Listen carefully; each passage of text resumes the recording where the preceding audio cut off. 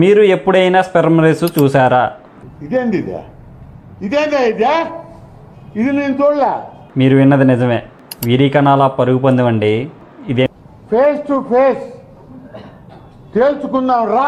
ఓ ఇని అమ్మ పడవ ఏంటని వింతగా చూస్తున్నారా? ఎడ్ల పందాలు చూసాం, గుర్రం పందాలు చూసాం, గాడిదల పందాలు చూసాం, మనుషుల పందాలు చూసాం, తాబేళ్ళ పందాలు కూడా చూసాం, ఆఖరికి పందుల పందాలు కూడా చూసాం. కానీ ఈ స్పెర్మ్ రేస్ ఏంటి అనుకుంటున్నారా? ప్రపంచంలోనే మొట్టమొదటిసారిగా ఈ నెల 25వ తారీఖున లాస్ ఏంజల్స్లో ఈ రేసు జరగబోతుంది. ఎందుకు చేస్తున్నారు అంటే మగవారిలో సంతానోత్పత్తి క్రమక్రమేణా తగ్గడం వల్ల సంతానోత్పత్తి మీద అవగాహన కల్పించడం కోసం స్పెర్మ్ రేస్ అనే ఒక స్టార్టప్ కంపెనీ పెట్టి ఆ కంపెనీ వాళ్ళు ఈ రేస్ నిర్వహిస్తున్నారు. ఈ స్పెర్మ్ రేస్ ఎలా పెడతారు అనే ఆత్రంగా ఉందా? ముందుగా 20 సెంటీమీటర్ల పొడవున్న మైక్రోస్కోపిక్ ట్రాక్ని అండర్ మైక్రోస్కోప్ కింద అమరుస్తారు.